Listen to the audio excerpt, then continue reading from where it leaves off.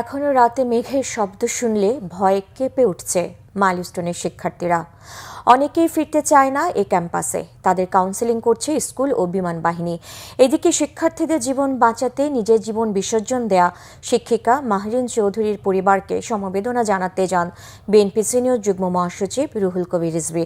বলেন, এরকম বীরত্বপূর্ণ শিক্ষিকা প্রতিটি ঘরে থাকলে বাংলাদেশ বসবাসের জন্য উপযোগী হবে। রিপোর্ট ফররুক বাবুর।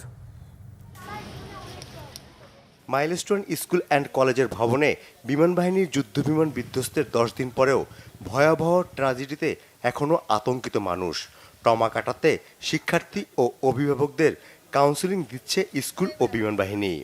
যে পদক্ষেপগুলো নেওয়া হচ্ছে, যে কাউন্সেলিংয়ের এরপর বিমান বাহিনী থেকে নেওয়া হচ্ছে, তো ওগুলো মনে করি এটা আমাদের জন্য খুবই দরকার। আমাদের রবিবার অনেক দিন পর আমাদের স্কুল খুলবে। আমাদের সকল ভাই বোনের জন্য, আমাদের ছোট ভাই বোনদের জন্য একটা দোয়া মাহফিলের ব্যবস্থা করা হয়েছে, যেখানে আমাদের মাইলস্টোনের সকল স্টুডেন্ট থাকবে। অনেক প্লেন আসা যাওয়া করে, যখন প্লেনের আওয়াজটা আসলে ঘুমের মধ্যে আসলে ভয় লাগে, মনে হয় কিছু একটা হয়ে গেছে।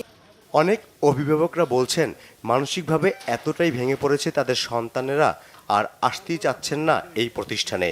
মানসিক হাসপাতালে চিকিৎসা নিচ্ছেন অনেকে।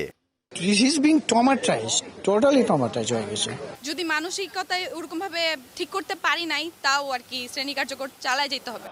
মাইলস্টোন স্কুল অ্যান্ড কলেজে বিমান বিধ্বস্তের ঘটনায় অনেক শিক্ষার্থীর জীবন বাঁচিয়ে নিজের চিরবিদায় নেয়া সাহসী শিক্ষিকা মাহরিন চৌধুরীর উত্তরায় বাসায় বুধবার দুপুরে যান বিএনপির সিনিয়র যুগ্ম মহাসচিব অ্যাডভোকেট রুহুল কবির রিজভী।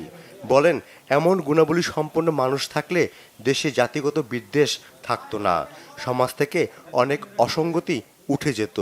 মেহরুন চৌধুরীর মতো এই দৃষ্টান্ত এবং এই গুণাবলী সম্পন্ন শিক্ষকের আরও যদি প্রসার ঘটতো, তাহলে এই হানাহানি হতো না। কদিন আগেই একটি হিন্দু গ্রামে ভাঙচুর হয়েছে, সেখানে লুটপাট হয়েছে। তো এগুলো কেন হবে? এক সমাজে আমরা বাস করি, এটা তো হওয়া উচিত নয়।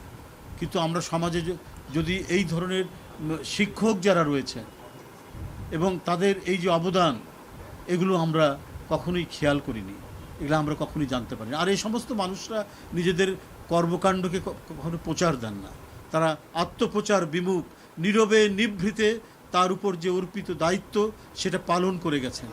এ সময় পরিবারের পক্ষ থেকে মাহরিন চৌধুরীর রুহের মাগফিরাত কামনায় দেশবাসীর কাছে দোয়া চাওয়া হয়। এবং তার জন্য যদি পুরা জাতি দোয়া করে, এইটাই চাই, আর বেশি কিছু না। ফররুক বাবু, বাংলা ভিশন, ঢাকা।